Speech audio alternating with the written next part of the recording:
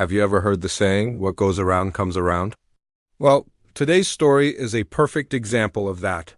It's about a wealthy, arrogant rancher named Mr. Thorne, who owned the biggest spread in the entire valley, and a young, hard-working ranch hand named Leo. Thorne was known for his prize-winning stallion, a magnificent horse named Storm, but he was also known for his pride, which was even bigger than his ranch.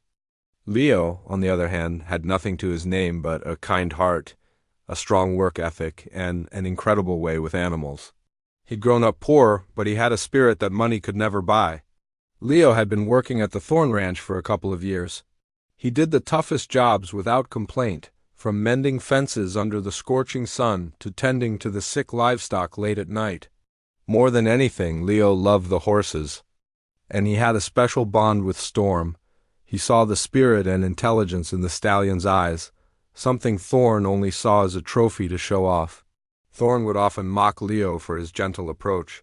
"Horses respect power, not whispers, boy," he'd bellow, laughing with his wealthy friends. Leo never said a word back. He just continued his work, knowing that trust was earned, not demanded. One day, a terrible wildfire swept through the valley. The sky turned an angry orange, and thick smoke choked the air. Panic erupted at the Thorne Ranch. Everyone was scrambling to evacuate the livestock, but the fire was moving incredibly fast. The winds were fierce, fanning the flames and pushing them straight toward the main stables where Storm was kept. Chaos was everywhere. Thorne was shouting orders, his face pale with fear, not for his workers, but for his prized possessions.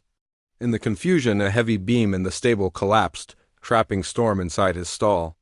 The stallion was panicked, kicking and whinnying in terror as the flames licked at the barn walls. The fire crew arrived but declared the stable a lost cause. "It's too dangerous, Mr. Thorne. The roof is about to collapse." "We can't risk sending anyone in," the fire chief yelled over the roar of the fire. Thorne's face crumpled. All his money, all his power, meant nothing in this moment. He watched, helpless, as the fire crept closer to his $1,000,000 horse. Seeing Thorne's despair and hearing Storm's cries, Leo couldn't just stand by. He ran up to Thorne. "I can get him out," Leo said, his voice steady despite the chaos. Thorne just scoffed, even in this desperate situation. "You?" "Don't be a fool! It's impossible!" he sneered. But Leo was determined. He looked Thorne dead in the eye and said, "I know that horse. I can calm him down." Desperate and seeing a flicker of something he didn't understand in Leo's eyes, Thorne made a cynical, bitter challenge. He laughed a hollow laugh and shouted so everyone could hear, "Fine, you want to be a hero? Save the horse and my ranch is yours, not that you'll live to claim it." He didn't believe for a second that Leo could succeed. To him it was just a final, cruel joke aimed at the poor ranch hand. The other workers stared in disbelief, but Leo didn't hesitate. He grabbed a wet blanket, wrapped it around himself, and ran straight into the burning barn. Inside, the heat was unbearable. Smoke filled Leo's lungs and his eyes burned. He could see Storm thrashing wildly, his eyes wide with terror. The fire was just feet away from his stall. Leo didn't shout. He started speaking in a low, calm voice, the same way he always did when he was grooming the horse. "Easy, Storm, easy, boy. It's me, Leo. I'm here." "We're getting out of this," he murmured. Slowly, painstakingly, he moved closer. Storm, hearing the familiar, gentle voice through his panic, began to settle slightly. He recognized Leo. He trusted Leo. Leo managed to unlatch the stall door, which was warped from the heat. He threw the wet blanket over Storm's head to protect his eyes from the smoke and embers. Then, holding the horse's lead rope, Leo began to guide him through the maze of fire and falling debris. It was a terrifying dance with death. A flaming rafter crashed down right where they had been seconds before, but Leo's calm confidence was like a shield. He kept talking to Storm, reassuring him every step of the way. "That's it, boy. Just a little further. We're almost there." It felt like an eternity, but finally they stumbled out of the barn's collapsing entrance, just as the entire roof caved in with a deafening roar. They emerged from the smoke, both of them singed and coughing, but alive. A collective gasp went through the crowd of onlookers, then it was replaced by cheers. Thorne stood frozen, his mouth hanging open.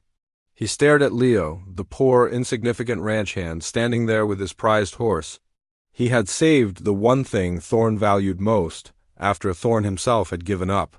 The rancher's face was a mixture of disbelief, shock, and a heavy dose of humiliation. All his friends, all his workers had heard his promise. Save the horse and my ranch is yours. The words hung in the smoky air, heavier than any collapsed beam. Leo, exhausted but resolute, walked Storm over to a safe pasture before turning to face the man who had mocked him for so long. Thorn was a man of his word, but only because his reputation was on the line. In front of everyone, with a voice tight with resentment, he handed the deed to the ranch over to Leo. He thought Leo would gloat, that he would finally have his revenge. But Leo wasn't like Thorn. He looked at the deed, then at the exhausted workers and the frightened animals. He looked at Thorn, a man who had lost everything not to the fire, but to his own pride. Leo simply said, "A ranch is nothing without the people who care for it. I'll take the ranch, Mr. Thorn, and the first thing I'm going to do is offer you a job. We've got a lot of rebuilding to do." The crowd was stunned into silence, and then a slow round of applause started. It wasn't for the transfer of ownership, but for Leo's incredible act of grace. He had not only saved a life and won a ranch, but he had also shown everyone what true strength and character looked like. Thorn, for the first time in his life, was speechless. In that moment, he realized he had been the poorest man on the ranch all along. The story of Leo and the fire became a local legend, a reminder that courage and kindness are worth more than all the money in the world. And under Leo's leadership, the Thorn Ranch didn't just get rebuilt. It became a place known not for its wealth, but for its heart. Thank you so much for watching. What do you think of Leo's decision? Let me know in the comments below. And if you enjoyed this story, please hit that like button and subscribe for more. We'll see you in the next video.